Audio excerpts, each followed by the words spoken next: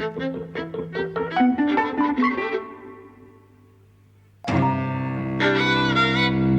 and welcome to Dropping at the Movies. I'm Mike. And I'm José. And you join us on the 6th of November, so there are fireworks going on outside. Yes, lovely fireworks. So if you hear the explosions and stuff, don't you worry.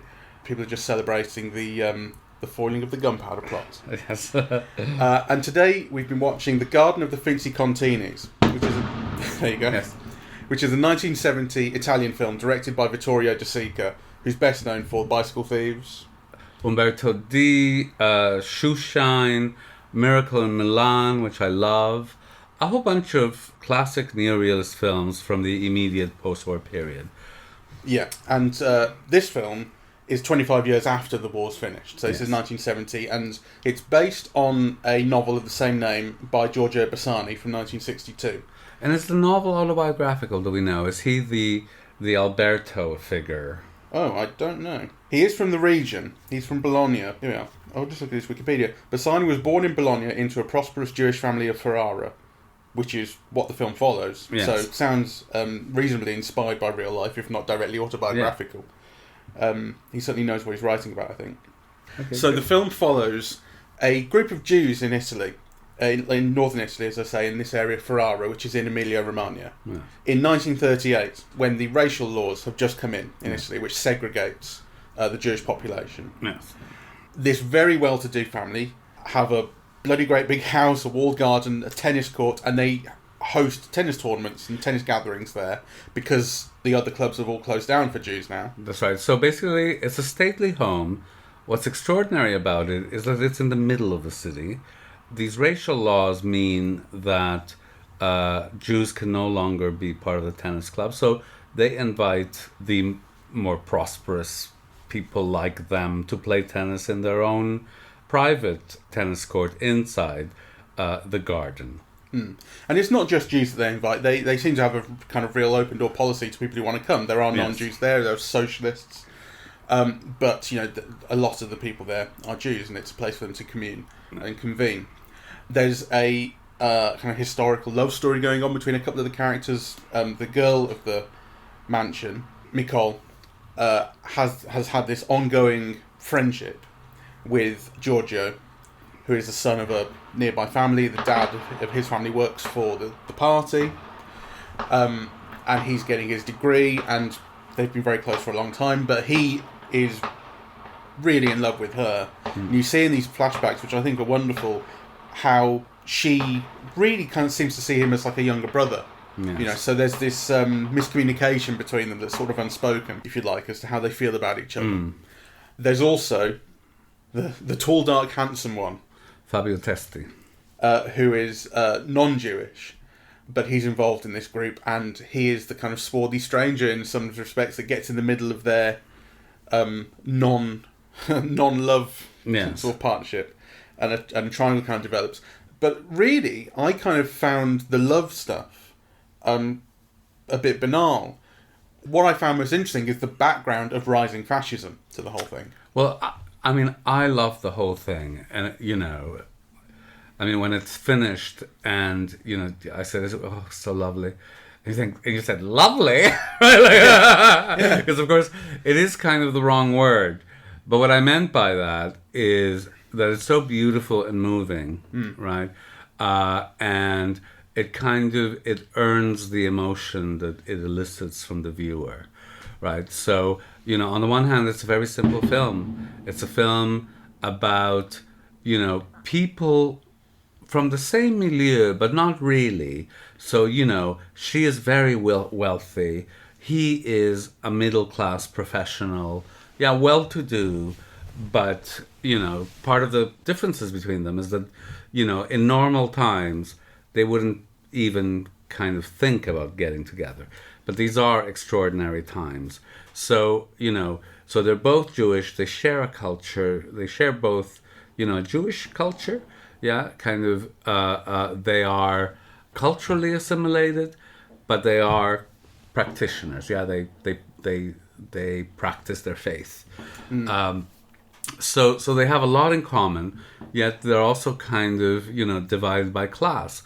right? But instead of these extraordinary circumstances bringing them together, it brings them even further apart, right? And so you get this kind of honey-colored view of, this magical world that is on the verge of being extinguished by unspeakable brutality, right? So there's something that is both lovely and that kind of, it's almost like you've got your heart in your throat because you're just waiting for terrible things to happen, right? And the film doesn't knock you over the head with them, really. The film is very gentle in the way, that it leads to this end, which is, it's almost like the film, in a way, makes you understand, or a little bit at least, why people did nothing. So I kept saying, why don't they run? Right? Oh, no, I totally get it. I think that's the best thing about the film. Yeah. It really strikes me. It's funny because I mentioned a film recently that I'd quite like to watch, which is a 1924 Austrian expressionist film called The City Without Jews. And it's a kind of satire, from what I understand, about a place that passes laws to expel Jews, and then everything kind of goes well, or people are happy with it, all that kind of stuff, and then it goes badly. But what really... I haven't watched that yet, but what really strikes me is the titles, right? This is the garden of the Finzi-Continis. That's a city without Jews. There's this thing about space in there, and these are spaces... Cities and gardens are spaces with boundaries. Yes. And the idea of inclusion and exclusion is who's allowed and who's not is kind of implicit in both of those ideas, I think. Yes. So, the city expels the Jews, and this garden is it insulates the Jews. Yeah. When you're inside this garden, you feel insulated from, like I said, the rising fascism outside. You understand why these people don't feel the urge to leave, don't see what's going on. Let me riff on that idea because I think that's a brilliant point. So, what happens in the film is not just that they show you that. So, the garden of the Finzi-Continis is like this safe space, yeah? But the thing is that it begins to be less and less safe as the city becomes more and more dangerous. And there are moments where, the Sica shows you that in a way that is like, almost instantly physically kind of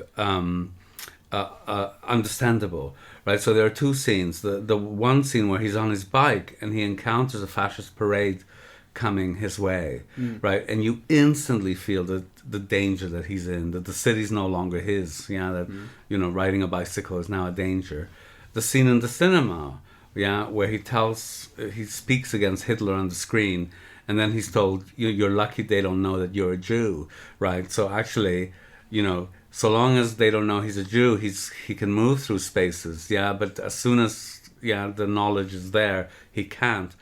And then there's the other scene where he's past this fascist parade, and he takes the key to get home, and you could see that he's desperate to be inside his own house, that inside his own house he's safe, but until the door closes, he's vulnerable to whatever, the city is no longer his, it is a city without Jews, right? Or it's a city where Jews don't have a right to be there anymore, even though there are Jews there. And I think the film communicates not only those incidents, but actually the progression of them, how, in the beginning, kind of they're moving through these spaces, even if it's to go to that garden, and then kind of, he's expelled from the university. He's got to use the Finzi-Continis library. And then, he's afraid to walk down the street, I think the film does that magnificently. Yeah, to the point where, and this is a spoiler technically, but the film is 50 years old. At the end of the film, the Finzi-Continis are taken to a concentration camp. Yes. A number of characters have died.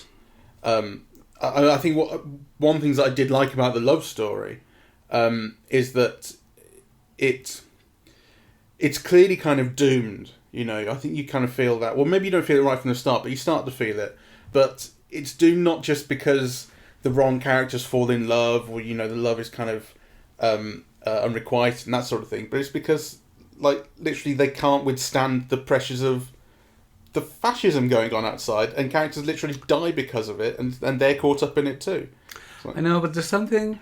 So, for example, I I admit, like, to me there was a difference between the middle class family and the aristocratic family, right? So the middle class family, I mean, it sent one child up to France, right? Like, you know, there is a kind of a planning of possible escape routes, even though there's an unwillingness and an attachment and there are feelings, and yeah, you do understand why it's so difficult to leave. But, you know, with Nicole, I didn't understand that at all, you know, because, you know, on the one hand, both she and her brother only feel safe in that space. And actually, initially, that was because of their wealth, yeah? The kind of everywhere they went, people looked at them and talked about them and so on, and they felt uncomfortable, right? There's, again, a beautiful little scene where you're shown them as children, and someone says you can instantly tell which are the private, which people pay privately, and it shows them, right? So they are the object of discussion and so on. So you can understand why, you know, they want to feel protected in that. But then she goes to school in Venice. She gets her degree in Venice, and she takes on as a lover, you know, a kind of a proletariat communist, right? So she's not afraid of life, right? So why doesn't she leave, right? Like, I don't understand that. They're wealthy, they've got money, they see it coming, right? Like, because this is not the first year. We're not speaking now of 1939, kind of. Yeah, no, the film has moved on. Yeah, it's 42 or... I mean, I don't know when... 43 is when... So Mussolini was deposed in 43, and then a couple of months later, in September, the Germans occupied the country and released him from prison and installed him as a puppet leader. Right. And that's when concentration camps were installed in Italy. Right. Okay. So when they're being taken away at the end, has to be 43 or 44, something like that. So it's 5 years after the film started, right? Yeah.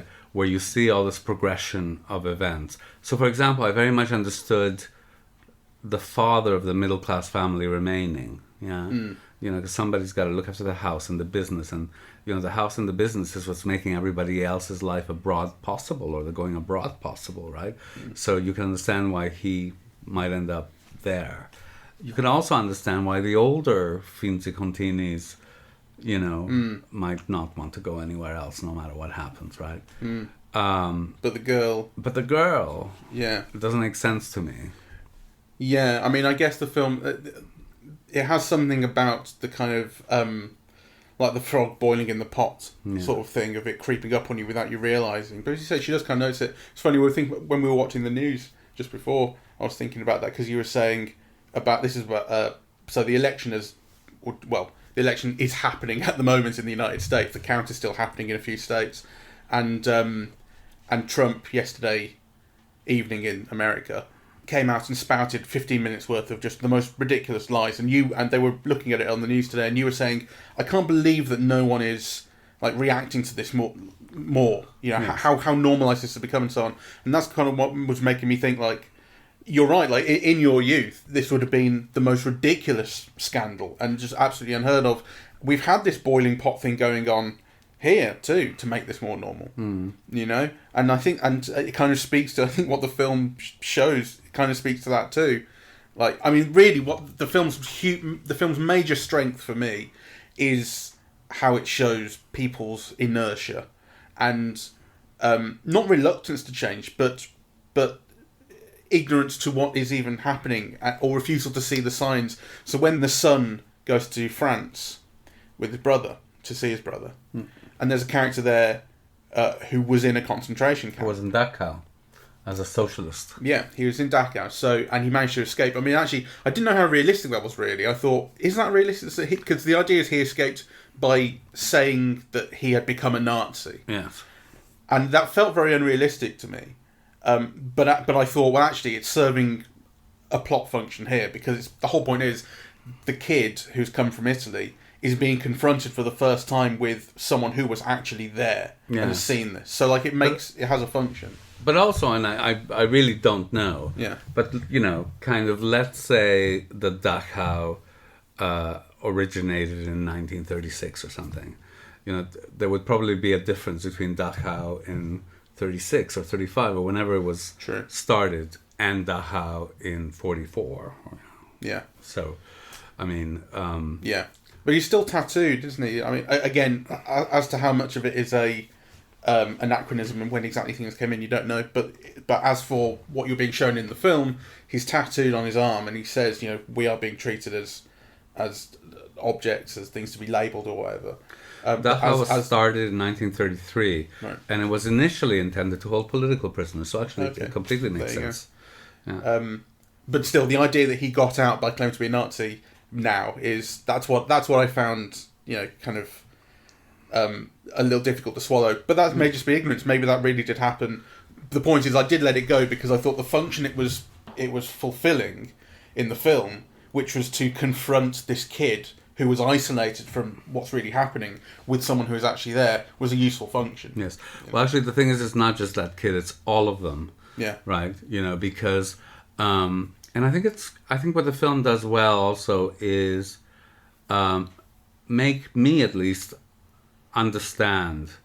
Right. So the whole thing about oppression of the Jews in Europe is that there were cycles of it, right? So you can also understand how a Jewish family in Italy in 1938 could say, okay, this is just another bad cycle.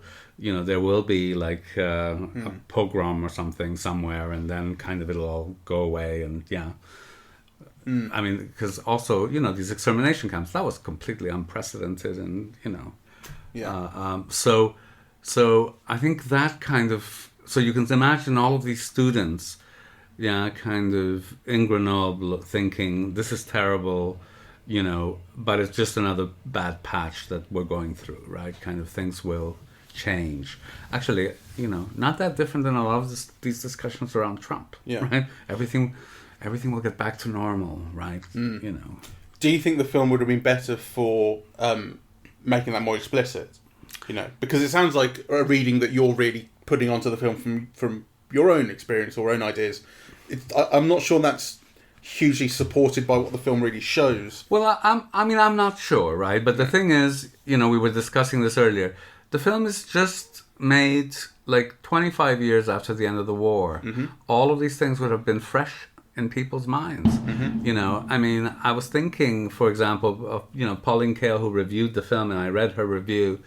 I mean, she was 20 in 1933. Yeah, she would have been familiar both with everything that led up to it, and everything that happened in the war. And she was probably still only in her early 50s at the time that she wrote this review, right? Well, not even, in her late 40s. Yeah. So that the context that we maybe feel is missing today is implicit at the time. Yes, that would be my argument. Yeah, the kind of people would have known this stuff. That it would have been fresh in people's minds. In fact, somebody Pauline Kael's age would have had a boyfriend who'd fought in Italy or whatever. I mean, this is all fresh. Yeah. So I mean, I suppose I am reading into it in the sense that with movies you always bring all you know to your understanding of it. But I think there are things. The film, I mean, my feeling also is that films are like poetry or something, yes? You don't tell everything. You're not writing a thesis, but kind of you connote, you suggest, you kind of make a metaphor of something. And I think all of those things do lend support to my interpretation. Yeah. And the film begins with that, actually. The first discussion, when the boy comes from his first tennis match at the Finzi-Continis, is the father saying, kind of these people, they, kind of now that they're changing the laws, they just want to protect us and lord it over us, right? That they think that that's what's going to happen, that they'll be restricted for a while, and then kind of, that will just give one more opportunity for the Finzi-Continis to, make themselves higher than they are. And the son tells them, no, kind of, you're always making excuses. You keep quiet. You adjust. You collaborate, right, until it happens to us. So it is kind of really telling you this thing. What is that poem about? I kept quiet about this. I kept quiet about that, and then they came for me, right? I think that's how it goes. Yeah. But that whole dialogue between the father and the son is evoking what's expressed in that poem, right? Yeah. So, and that's at the very beginning of the film. They've kept quiet, they've adjusted, they've collaborated, and now they're coming after them. But even they don't know the extent to which they will be coming after them, to the point of killing them, right? So it's not just restrictions on business or on education, right? So it's that progression that the film comes. And of course, at the end of it, the father, who thinks that the Finzi-Continis are just want to lord it over them, kind of, they're brought to the same level, basically. They're just kind of Jews going to a concentration camp, hoping to be able to stay together. Yeah. It's like, and actually that struck me, that bit where hopefully they won't separate. Yeah. Because, I mean, that again has been a very active sort of bit of, disgusting activity that the Trump administration has been doing in separating families that come across the border. And this thing about hundreds of kids that they cannot find the families for. Disgusting. But it did also make me think of like what you say about them all coming down, being reduced to that same kind of thing. When I was sort of, I don't know, 6 or 7 years ago, feeling less Jewish in a sense than I do now. Like, I suppose the kind of context around the world now has made me more vocal about how Jewish I am. You know what I mean? Or just being a Jew. Yes. Which is not to say that I ever wanted to hide it, but I was just like, it's not really relevant.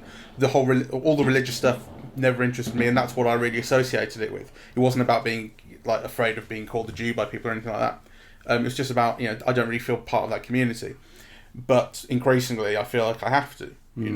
And a family friend guy I know would always say, you go up the same chimneys as everyone else. And I increasingly, I kind of get what he means. Yes. And that's kind of true here. It doesn't matter what your social standing is as a Jew in this time, you'll get sent up the same chimneys. Well, yeah, and, anti-Semitism is on the rise, and in kind of really shocking and unbelievable ways. So I think this is what makes the film kind of all the more touching. But I also want to say that the film is not only about that, right? It is also about a young couple falling in love, but with other people instead of with each other. Yeah. Or, a love triangle. A love triangle, yeah. So an impossible kind of love. And it's also about the pain of all of that. I mean, I really feel for the young boy. What was it? Giorgio.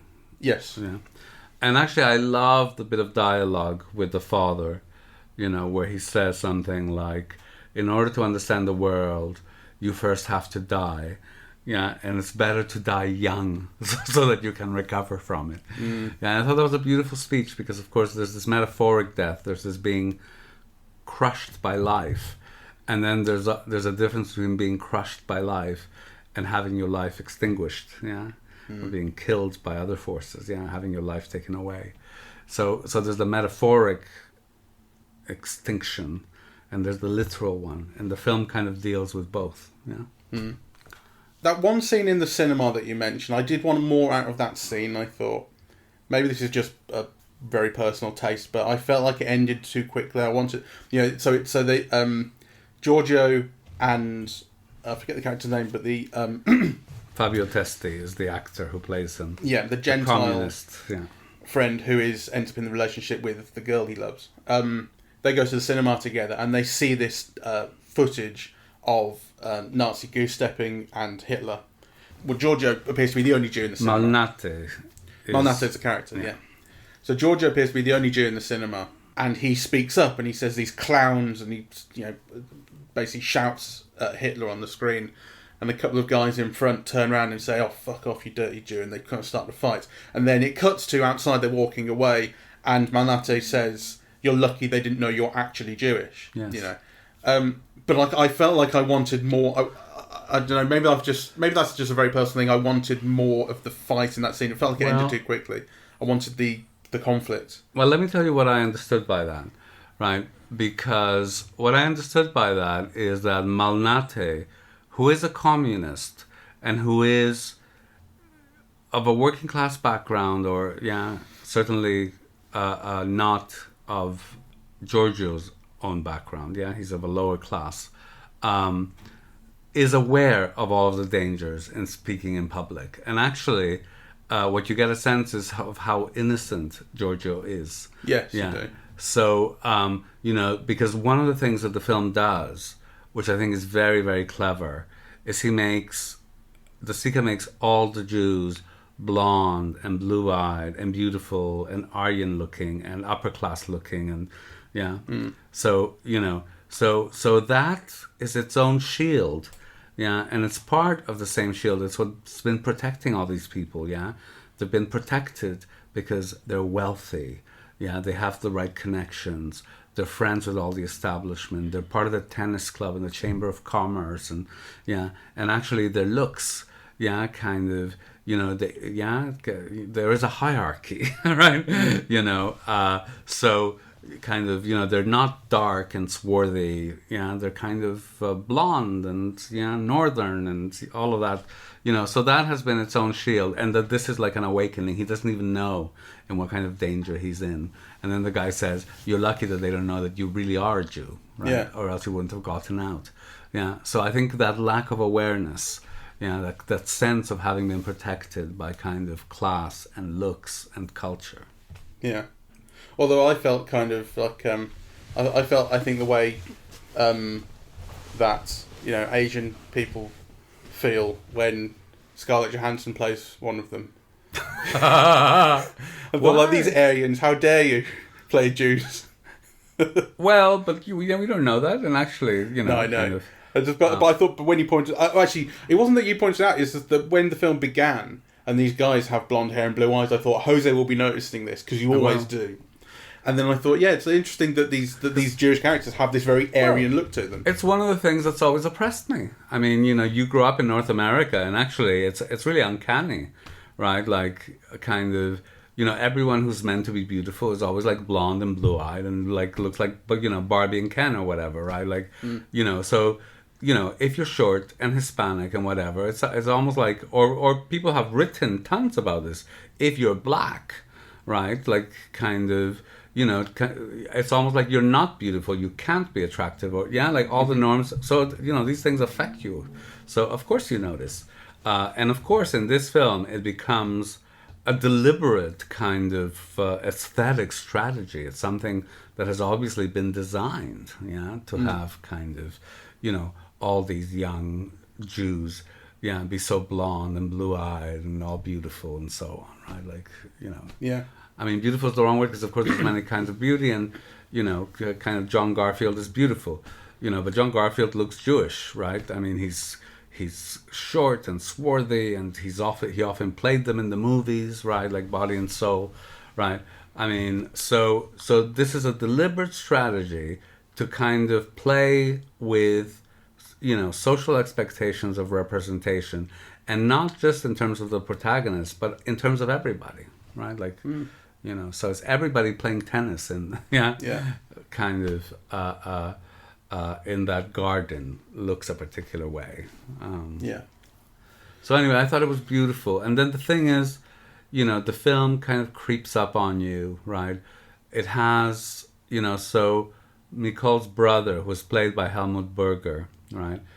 And who's clearly gay in the film. And it's not sad. Well, it is dramatized, isn't it? I noticed the kind of hands and close-ups between him and Malnati. Malnati, early on, when they're chatting at the tennis club, and basically the first scene. Yes. I think you notice it there, and then you're just kind of cued in to keep looking at that afterwards. And, but he dies of consumption, doesn't he? So, all these people are doomed in different ways, and kind of life laughs at them because, the virile communist who's played by Fabio Testi, the only thing that he hopes for is that he's not sent to fight in Russia. Of course, where does he die? In Russia. At the front. So the film has this beautiful, gentle, elegiac tone which kind of brings out the value of civility and culture and gentleness and all those things that the Nazis will destroy. Yeah, and it ends with this footage of the kind of destroyed and empty city and garden. Yes. With the final image of the empty tennis court now, and over it is this Jewish kind of poem. It's a poem that's sung, or poem/song that's recited for the dead, called El Malay Rakamim. Very more. I mean, I don't know the words or anything like that, but you feel it in the tone and the quality of the voice that's singing it. The kind of mournful sense over the ending of the film. Yeah, it was so beautiful. I mean, it almost made me cry. But for me, it started before that. It's when the grandmother, almost like her face crumples up, and she begins to cry and puts her head on her granddaughter's shoulder. I thought, oh my God, It's like, because of course so much is expressed in that image, right? She's looking for help and succor, and and the granddaughter is like embraces her, and embraces her with this magnificent diamond ring that she's wearing and so on. And you think, well, you won't be able to protect yourself, much less your grandmother. Your ring will not be able to protect you, like, what's coming, right? So all of these really human kind of relationships of this old, frail woman wanting to find comfort, and the granddaughter who's tall and strong wanting to comfort her. And you just know that it'll all be for naught, that there will be no comfort. But, this kind of beautiful image of like this emotion, in the face of what will come. And I thought it was like, And it makes me think that, you couldn't imagine this of an American film at all. American film would have to end with a solution or hope or something like that, Well, actually, there's that wonderful video essay called "What is Neorealism" by Kogonada, okay, which takes at the Sica film.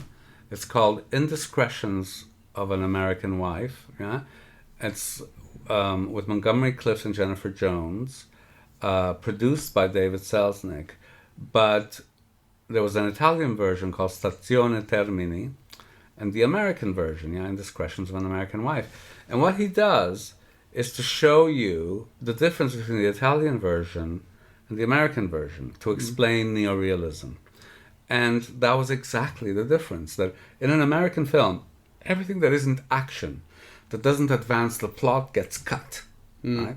I remember this. I saw this with you. Yeah, okay. Yeah. So, so I thought that film explained it very well, and that's what you see here, right? Because the power in the Sica's films comes from incident, from things that seem to trail in, that are seemingly insignificant. So in that film, all the peasants waiting for the train and having conversations, and you get the sense of a whole way of life through those incidents, and it's not just moving to the next plot point, right?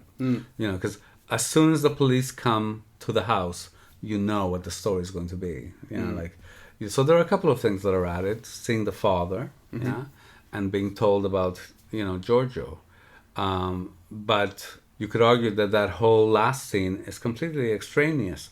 Yet, so much is said, The way the servants look at their masters being rounded up by the police, the way that the authorities make them wait and then line them up like school children.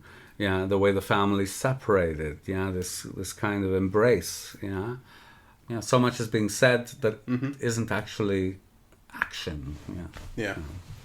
So anyway, I thought it was very, very beautiful. Very sensitively kind of put together and dramatised. And you pointed out that this is the third Academy Award winner for Best Foreign Film in a row that we've seen and have now covered for Eavesdropping. Yeah, so we saw that, and the others are a while ago. So we saw Z, or Z, Costa Gavras, that one in 1969, and then in 1970, Investigation of a Citizen Above Suspicion, Elio Petri, or Elio Petri, and then 71, this one. The Garden of the Finzi-Continis. And they're all films that are about totalitarianism, fascism, state control, the kind of Kafkaesque sort of situations that humans are put in. So there were discussions that cinema was having with its various audiences in the late 60s and early 70s that we should be having now. Yeah, 50 years on. Yes. 50 years ago. I mean, pointed out, like I say, this is 25 years after the end of the war, but 50 years away from us. Yes. Now. Like, it's kind of... The history is getting further away. Yeah, so the film was made 25 years after the events depicted, but we are seeing the film 50 years after the film was first released. Yeah. So, like, it's a film that has this historical perspective on what it's showing, yes. but actually our historical perspective on the film is even further from it. It's twice as far, yeah. I don't know. It's a funny thing to think about. Yes. Anyway, we are eavesdropping at the movies, and we are on... Apple Podcasts, Google Podcasts, Spotify, SoundCloud and YouTube. On social media, we're on Facebook and Twitter. And the website is eavesdroppingatthemovies.com. Yes, and we highly recommend that you see it.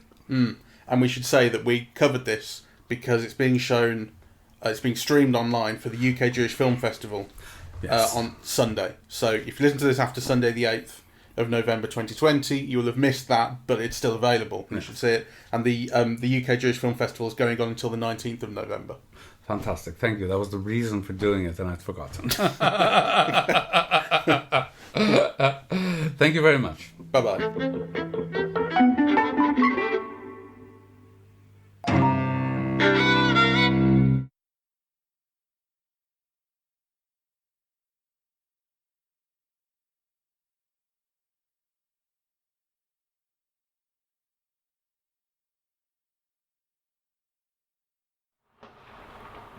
And in the background of everything, fascism... Hold on, because I know how much this is bothering No, me. that's okay. I don't mind it. It's Yeah, fireworks. I'll just close the window anyway. If you want to.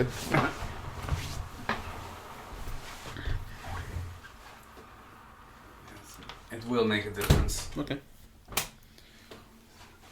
José's sick and tired of... I love fireworks. I was just looking at your gritted teeth. No, I was fine with it. I really was this time because we gave it context. Okay. Because it is the 5th of November, and you know. It's Guido Fawkes Day. Did you know that his real name was Guido? It wasn't Guy. Yeah, I know. I didn't know that. I don't think it was Guido though. Isn't that name he took when he went to Spain? Well, I'm going to look that up.